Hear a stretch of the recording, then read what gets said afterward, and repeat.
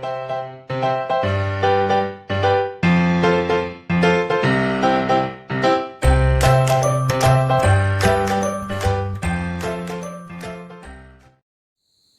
विद्यार्थी मित्रांनो, संजीवनी क्लासेस लोणेरेमध्ये आपलं सर्वांचं खूप खूप स्वागत. तुम्ही जर आमचे याआधीचे व्हिडिओज बघितलेले नसतील तर ते नक्की बघा आणि तुम्हाला जर ते आवडले तर लाईक करा, शेअर करा आणि सबस्क्राईब करा. आणि ज्यांनी आत्तापर्यंत आमच्या चॅनलला सबस्क्राईब केलेलं आहे त्यांचे खूप खूप धन्यवाद. चला तर मग आपण बघतो आहोत M2चा थर्ड चॅप्टर सर्कल. सर्कलशी रिलेटेड काही बेसिक कन्सेप्ट सुद्धा आपण पाहतो आहोत, बरोबर. आजच्या व्हिडिओमध्ये आपण बघणार आहोत circles passing through 1, 2 and 3 points. आधी आपण पाहूया सर्कल्स पासिंग थ्रू 1 पॉइंट. हा एक पॉइंट घेतला आपण, पॉइंटला नाव देऊया आपण समजा P. हा P सेंटर नाही घ्यायचा आहे, लक्षात घ्या. सर्कल्स पासिंग थ्रू 1 पॉइंट याचा अर्थ काय, तर तो पॉइंट आपल्या सर्कलच्या सर्कम्फरन्सवरती आला पाहिजे. मग असे किती सर्कल्स आपल्याला काढता येतील की त्यांच्या सर्कम्फरन्सवरती हा P पॉइंट येऊ शकेल, हे आपल्याला पाहायचे. मग आता त्यासाठी आपण समजा या ठिकाणी एक पॉइंट घेतला M. आता हा M सेंटर घेऊन आपण सर्कल काढूया आणि असं सर्कल काढूया की त्या सर्कलवरती हा P पॉइंट येईल. ओके. मग हे एक आपलं सर्कल आलं, ज्या सर्कलचं सेंटर M आहे आणि त्या सर्कलवरती P पॉइंट आहे. आता हा P पॉइंट दुसऱ्या एखाद्या सर्कलवरती येतोय का ते आपण पाहूया. रेडियस इथे आपण सेम ठेवून बघितलं तरीही चालणार आहे किंवा रेडियस चेंज करून बघितलं तरीही चालणार आहे. रेडियस वाढवू शकतो किंवा कमी करू शकतो. आता इथे रेडियससाठी आपल्याला मेजर घ्यायची काही गरज नाही आहे, कारण इथे आपल्याला सर्कल पासिंग थ्रू 1 पॉइंट म्हणजे एका पॉईंटमधून किती सर्कल पास होऊ शकतात हे पाहायचं आहे. म्हणजे आपण सर्कलचं रेडियस जी आहे, म्हणजे या 2 पॉईंट्समधलं जे आपण डिस्टन्स घेणार आहोत, हे डिस्टन्स आपल्या मनाने आपण कितीही कमी जास्त घेतलं तरीही चालणार आहे. ओके. मग आता समजा इथे आपण एक सेंटर घेऊया N आणि N सेंटर घेऊन आपण सर्कल ड्रॉ करूया.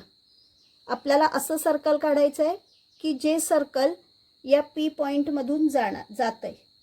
त्यासाठी काय करायचं आहे, समजा एक पॉईंट, एक समजा मी स्पेसिफिक, मी कशा प्रकारे काढते लक्षात घ्या. समजा मी हे डिस्टन्स मी डिसाईड केलं. हां, मग P वरती समजा मी हे कंपासचं टोक ठेवलं आहे आणि इथे हा पॉईंट घेतला या ठिकाणी.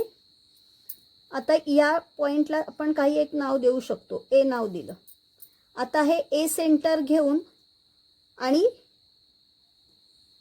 AP एवढी रेडियस आपण घेतली, म्हणजे P वरती मी आता ह्याच्यात पेन लावलं, तुम्ही पेन्सिल लावता बरोबर की नाही कंपासमध्ये.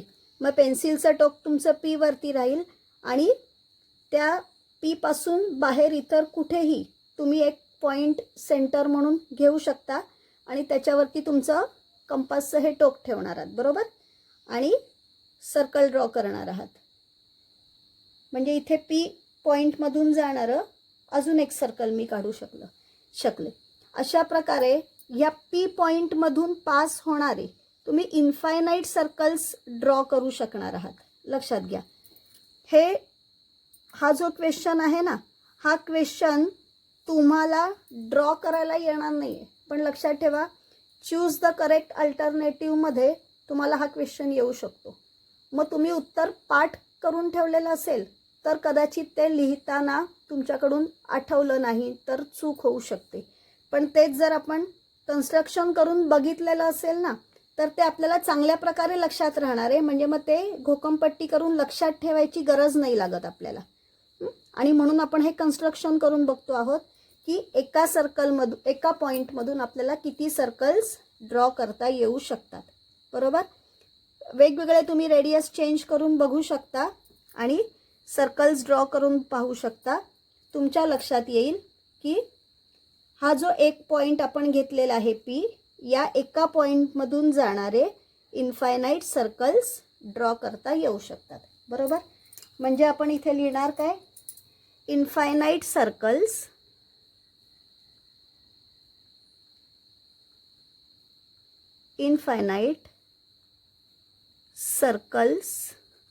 Pass through one point.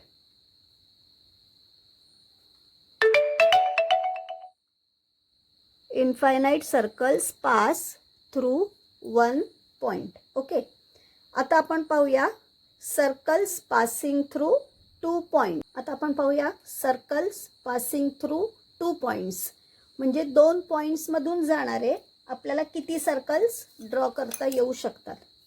2 पॉइंट्समधून जाणारे याचा अर्थ काय की ते दोन्ही पॉइंट्स असतील, ते दोन्ही पॉइंट्स सर्कलवरती असले पाहिजेत. मग आता त्यासाठी समजा आपण इथे 2 पॉइंट्स घेतले, एक घेतला पॉइंट ए आणि दुसरा घेतला पॉइंट बी. आता या 2 पॉइंट्समधून पास होणारे किती सर्कल ड्रॉ करता येतात याच्यासाठी आपण ना एक कन्स्ट्रक्शन करणार आहोत परपेंडिक्युलर बायसेक्टरचं. मग परपेंडिक्युलर बायसेक्टर सेगमेंट ए बीचा आपल्याला काढायचा आहे. ए बी हा सेगमेंट घेतला आपण, या सेगमेंट ए बीचा आता आपण काढूया परपेंडिक्युलर बायसेक्टर. परपेंडिक्युलर बायसेक्टरचं कन्स्ट्रक्शन माहिती आहे तुम्हाला.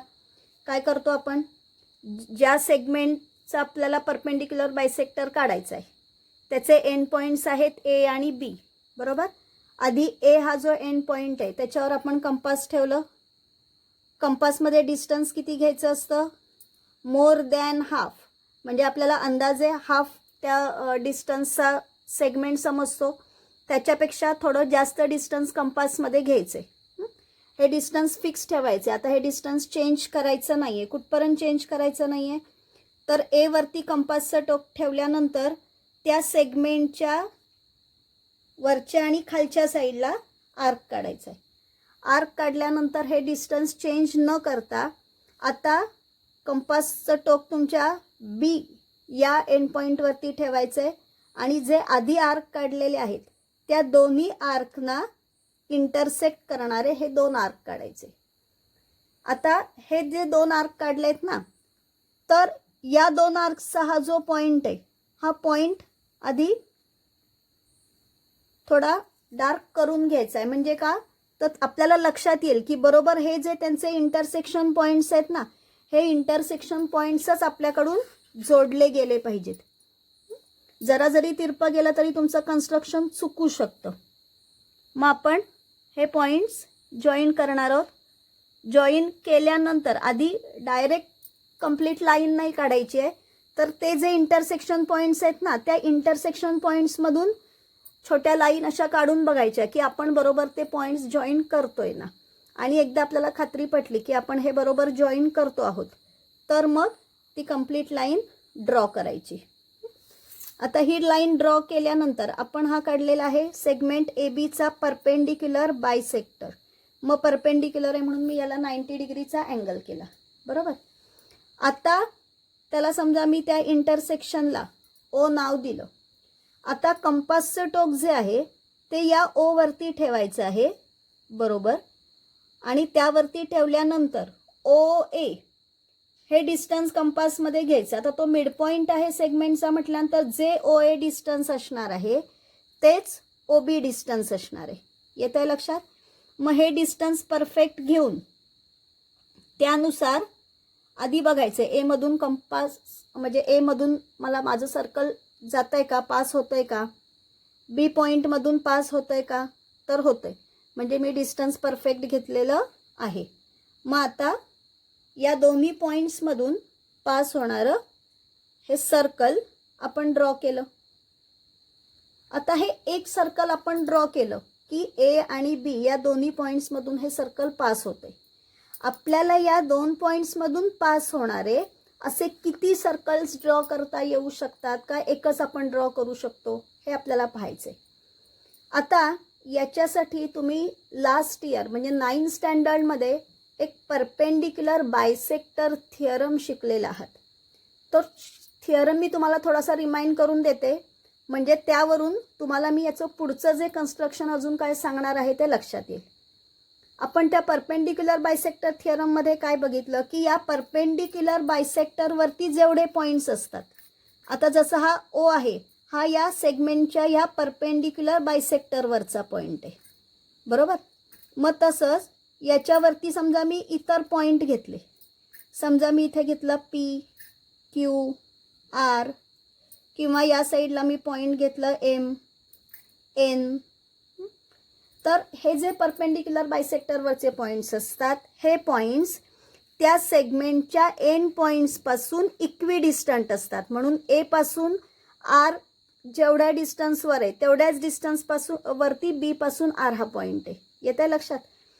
तसंच या साईडला एन हा पॉईंट या ए आणि बी दोघांपासून इक्विडिस्टंट आहे. हे तुम्ही परपेंडिक्युलर बायसेक्टर थिअरममध्ये शिकलात, बरोबर. त्याचाच वापर आपल्याला आता इथे करायचा आहे की एन पासून ए आणि बी हे दोन्ही पॉईंट्स इक्विडिस्टंट आहेत, बरोबर. म्हणजे समजा एन ए रेडियस घेऊन मी जर सर्कल ड्रॉ केलं तर एन बी ही पण त्या सर्कलची रेडियस येणार आहे, कारण एन ए आणि एन बी हे दोन्ही डिस्टन्स इक्वल येणार आहेत, बरोबर. म्हणजे एन सेंटर घेऊन जर आपण सर्कल ड्रॉ केलं तर आपल्याला लक्षात येईल की ते सर्कल ए आणि बी या दोन्ही पॉईंटमधून पास होऊ शकतं. समजा या साईडचा हा जो आर पॉईंट आहे, आता मी आरला सेंटर घेते आणि ए आर ही रेडियस घेऊन सर्कल ड्रॉ करते. मग ए आर ही रेडियस जर का मी घेतली आहे तर आर हा ए आणि बी पासून इक्विडिस्टंट आहे, म्हणजे बी आर हे डिस्टन्स पण सेमच येणार आहे. म्हणजे आरवर जर कंपासचं टोक ठेवलं आणि आर ए एवढं डिस्टन्स जरी तुम्ही कंपासमधून घेतलं आणि सर्कल ड्रॉ केलं तर ते सर्कल बी या पॉईंटमधून सुद्धा पास होणार आहे, बरोबर. मग आता हा जो परपेंडिक्युलर बायसेक्टर काढला ना, इथे मी समजा P Q R M N हे पॉईंट्स घेतले. असे तुम्ही इन्फायनाईट पॉईंट्स या परपेंडिक्युलर बायसेक्टरवरती घेऊ शकता, बरोबर की नाही. आणि मग जर का इन्फायनाईट पॉईंट्स जर का तुम्ही घेऊ शकता आणि त्या प्रत्येक पॉईंटला सेंटर म्हणून जर घेतलं आणि त्यापासून ते ए आणि बी हे जे एंड पॉईंट्स आहेत तेवढी रेडियस जर घेतली तर आपण इन्फायनाईट सर्कल्स ड्रॉ करू शकतो. येते लक्षात. बघा इथे एम, एन, पी, आर हे सेंटर्स घेऊन आपण सर्कल इथे ड्रॉ केले. येते लक्षात. म्हणजेच आपल्याला लक्षात काय येते की infinite circles pass through two distinct points. येते लक्षात. मग आपण इथे लिहूया इन्फायनाईट सर्कल्स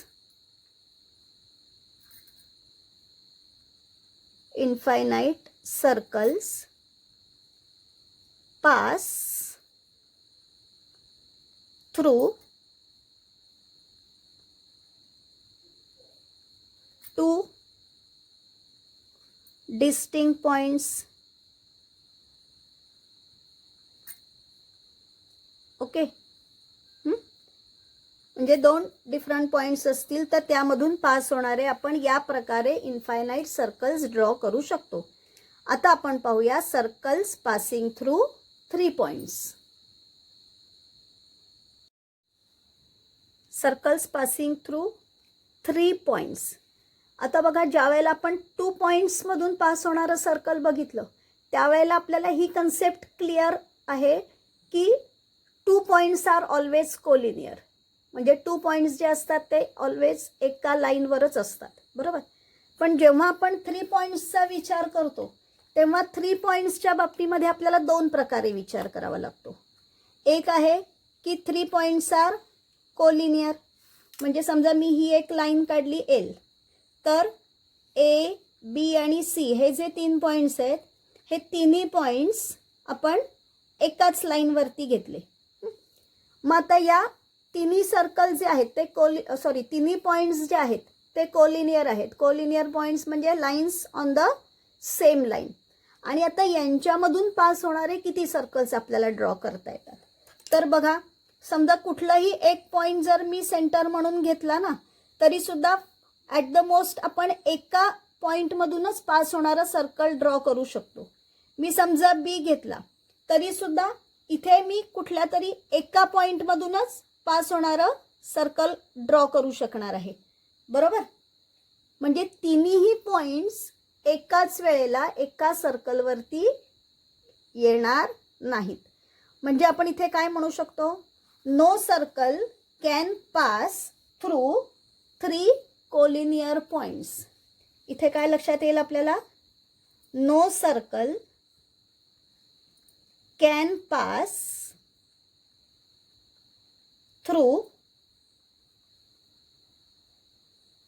3 कोलिनियर पॉईंट्स.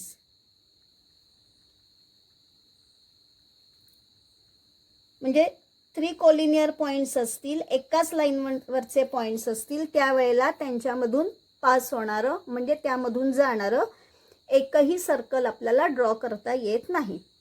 आता हे झालं कोलिनियर पॉईंट्सच्या बाबतीत. आता आपण बघूया नॉन कोलिनियर पॉईंट्स. समजा इथे आपण पी क्यू आर हे 3 नॉन कोलिनियर पॉईंट्स घेतले. बरोबर आहे? आता या 3 पॉईंट्समधून पास होणारे किती सर्कल आपल्याला ड्रॉ करता येतात, याच्यासाठी पुन्हा आपण एक कन्स्ट्रक्शन करूया. जसं आपण 2 पॉईंट्समधून पास होणारे सर्कल काढण्यासाठी आपण सेगमेंटचा परपेंडिक्युलर बायसेक्टर काढला होता आणि परपेंडिक्युलर बायसेक्टर थिअरमचा वापर केला होता. तसं इथे हे जे 3 नॉन कोलिनियर पॉईंट्स आहेत यांच्यामधून पास होणारं किती सर्कल्स ड्रॉ करता येतात हे पाहण्यासाठी आपण हे तिन्ही पॉईंट्स जॉईन केले. आपल्याकडे पी क्यू आर हा ट्रायंगल तयार झाला. आपण आता याचा 3 साइड्स आहेत ना, तर 3 पैकी कोणत्याही 2 साइड्सचा परपेंडिक्युलर बायसेक्टर ड्रॉ करूया. मग पहिल्यांदा क्यू आर परपेंडिक्युलर बायसेक्टरचं कन्स्ट्रक्शन आत्ताच आपण केलं होतं. म्हणजे आपल्याला माहिती आहे की सेगमेंट क्यू आरचा परपेंडिक्युलर बायसेक्टर काढायचा म्हणजे मोर दॅन हाफ डिस्टन्स घेतलं, त्या सेगमेंटच्या वरच्या आणि खालच्या साईडला आपण आर्क काढले. बरोबर? आता सेम डिस्टन्स ठेवायचं आहे, आरवर कंपासचं टोक ठेवायचं आहे आणि आधी जे आर्क काढलेले आहेत त्या आर्कना इंटरसेक्ट करणारे आपण आर्क काढले. त्या दोन्ही आर्कचा जो इंटरसेक्शन पॉईंट आहे ते थोडेसे मी डार्क करून घेतले. म्हणजे मला लक्षात आलं की आता मला कोणते 2 पॉईंट्स जॉईन करायचेत. मग ते 2 पॉईंट्स आता आपण स्केलच्या साहाय्याने जॉईन करणार आहोत. आधी मी कन्फर्म करून घेते की मी जे जॉईन करणार आहे ते पॉईंट्स परफेक्ट आहेत ना. आणि मग आता यातून जाणारी मी स्ट्रेट लाईन ड्रॉ केली.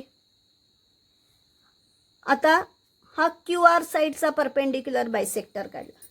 आता पी क्यूचा एक परपेंडिक्युलर बायसेक्टर काढू. पी क्यूचा परपेंडिक्युलर बायसेक्टर काढायचा म्हणजे मला कंपासचं टोक एकदा पी आणि एकदा क्यूवर ठेवावं लागेल. बरोबर? क्यूवर कंपासचं टोक ठेवल्यानंतर मला मोर दॅन हाफ म्हणजे याच्या हाफपेक्षा थोडं जास्त डिस्टन्स, किंवा तुम्ही असंही लक्षात ठेवू शकता पी क्यूची जी लेंथ आहे त्याच्यापेक्षा थोडं कमी डिस्टन्स एवढं कंपासमध्ये घेतलं. आता त्याच्या 2 साईडला हे आर्क काढले, डिस्टन्स कायम ठेवलं आहे. पीवर कंपासचं टोक ठेवायचं आणि पुन्हा हे जे आधी काढलेले आर्क आहेत या आर्कला इंटरसेक्ट करणारे आर्क काढायचे. या दोन्ही आर्कचा इंटरसेक्शन पॉईंट जो आहे तो आपण डार्क करून घेऊया. आता यातून पास होणारी लाईन काढूया म्हणजे हे दोन्ही पॉईंट्स जॉईन करूया. मी आधी कन्फर्म करून घेणार आहे की माझे पॉईंट्स बरोबर जॉईन होत आहेत ना. ओके. आणि आता यातून पास होणारी ही लाईन आपण काढली. आता हे जे दोन्ही परपेंडिक्युलर बायसेक्टर काढलेले आहेत ना, तर या परपेंडिक्युलर बायसेक्टरचा या इथे आलेला आहे माझा इंटरसेक्शन पॉईंट. मी त्याला ओ नाव देते. आता हा जो ओ पॉईंट आहे ना, लक्षात घ्या हा ओ पॉईंट पी क्यू आणि आर या तिघांपासून इक्विडिस्टंट असतो. तुमच्या लक्षात आलं असेल की 9th स्टँडर्डमध्ये तुम्ही सर्कम सर्कल काढण्यासाठी हे कन्स्ट्रक्शन केलं होतं. सर्कम सर्कल म्हणजे त्या ट्रायंगलच्या बाहेरून आणि ट्रायंगलच्या तिन्ही व्हर्टायसेसमधून पास होणारं सर्कल जर आपल्याला ड्रॉ करायचं असेल तर त्याच्यासाठी आपण हे कन्स्ट्रक्शन करतो. 3 पैकी कोणत्याही 2 साईडचे परपेंडिक्युलर बायसेक्टर काढतो आणि त्या 2 परपेंडिक्युलर बायसेक्टरचा जो इंटरसेक्शन पॉईंट आहे तो इंटरसेक्शन पॉईंट सेंटर म्हणून घ्यायचा आणि आता यामधून पास होणारं म्हणजे तिन्ही व्हर्टायसेसमधून पास होणारं सर्कल आपल्याला ड्रॉ करायचे. मी आधी कन्फर्म करून घेणार की तिन्ही व्हर्टायसेसमधून सर्कल पास होतंय ना, ते व्यवस्थित ते पास होते म्हणजे माझं कन्स्ट्रक्शन परफेक्ट येणार आहे. म्हणजे आता मी सर्कल ड्रॉ करते. बरोबर. म्हणजे आता हे जे 3 नॉन कोलिनियर पॉईंट्स होते या 3 नॉन कोलिनियर पॉईंट्समधून पास होणारं आपण फक्त हे असं एकच सर्कल ड्रॉ करू शकतो. बरोबर. म्हणजे इथे जसं आपण लिहिलं no circle can pass through 3 collinear points, तसं इथे आपण लिहू शकतो 1 and only 1 circle can pass through 3 non-collinear points. मग इथे आपण लिहूया 1 and only 1 circle. तुम्ही युनिक सर्कल असंही म्हणू शकता. Can pass through 3 non-collinear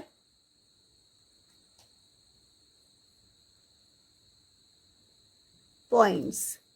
non collinear points म्हणजे काय, जे पॉइंट्स एकाच स्ट्रेट लाईनवरती नाहीत. कोलिनियर म्हणजे एकाच लाईनवरती होते, नॉन कोलिनियर म्हणजे हे तिन्ही पॉइंट्स आहेत, 3 पैकी 2 पॉइंट्स आर ऑलवेज कोलिनियर. बरोबर ना. पण मग जो थर्ड पॉइंट आहे जर तुम्ही हे 2 पॉइंट्स एका लाईनवर घेतले तर हा थर्ड पॉइंट येईल आणि हे तिन्ही पॉइंट्स एकाच लाईनवरती नाहीत म्हणून ते नॉन कोलिनियर पॉइंट्स. आणि 3 नॉन कोलिनियर पॉइंट्समधून पास होणारं आपण फक्त एकच सर्कल काढू शकतो. येतंय लक्षात. या व्हिडिओमध्ये आपण इथेच थांबतो आहोत. पुन्हा भेटूया पुढच्या व्हिडिओमध्ये.